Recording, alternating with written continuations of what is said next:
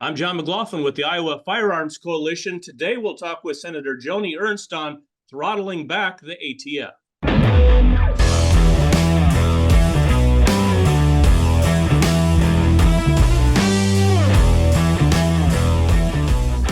Well, first of all, welcome, Senator Ernst. We appreciate your time, and even more important than that, we appreciate the willingness of your staff to work with the IFC on trying to do something about this situation where we have these legal, well-intended federal firearms licensees, gun dealers in Iowa.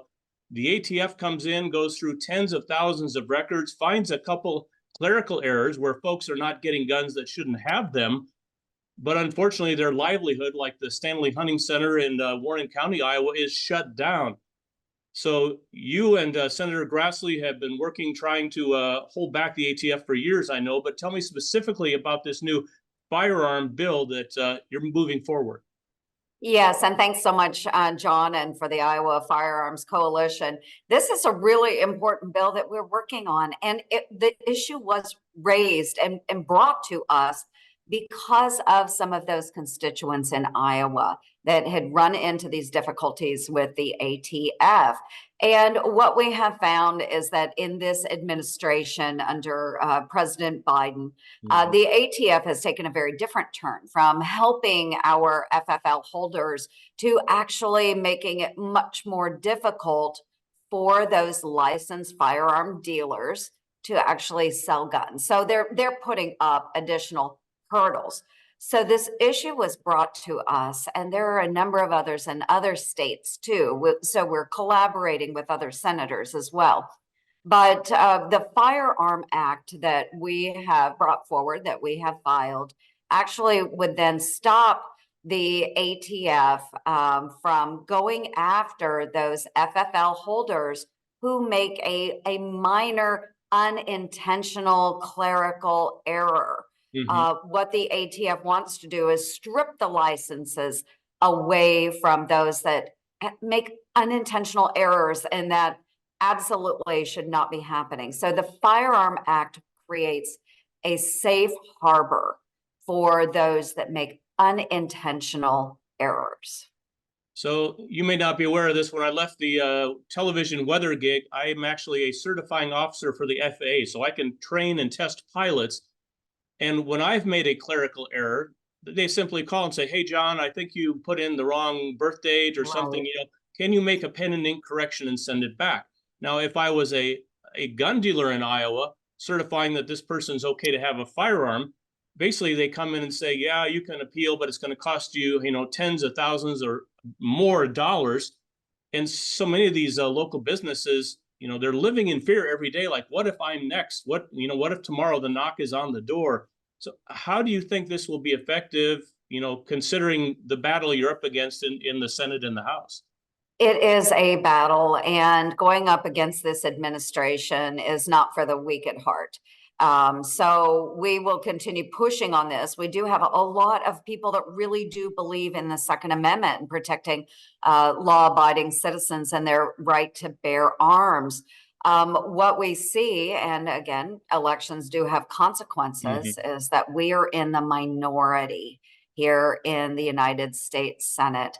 So the path in the Senate is going to be much more difficult. I think we have willing coalitions in the House, a lot of great folks that are very supportive of this measure. But then we also have to get it through the Biden administration. And that's the ATF, the Biden ATF, that is actually trying to strip away these licenses. So it's going to be a little bit of an uphill battle, but we are going to continue to push. This should not be happening. Just as you pointed out, John, with the FAA, you can make those corrections.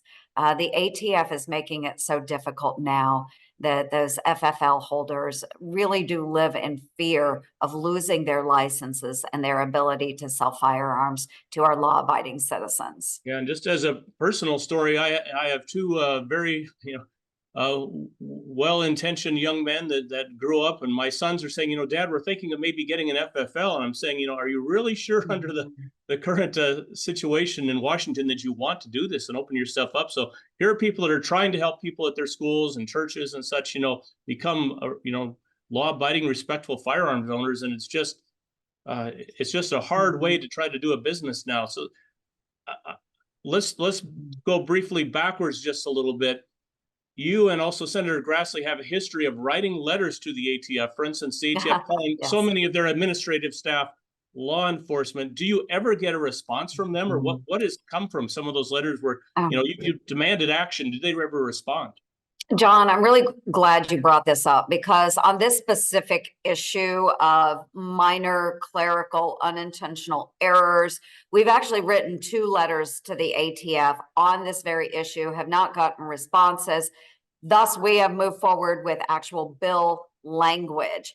If they won't respond and find a reasonable way to accommodate for small clerical errors, then we're going to have to put a law in place to protect our rights. So yes, it has been very, very difficult to work with this ATF.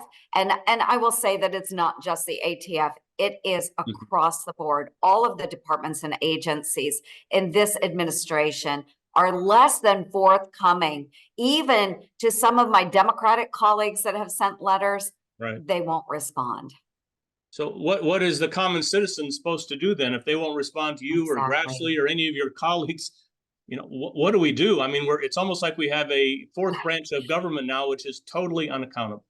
It is, and these bureaucrats are truly unaccountable, and that's why we've tried to target them through legislation. But again, it's a pretty heavy lift, and we're willing to do that. I will go to the ends of the earth to push this bill and make sure it gets put into place.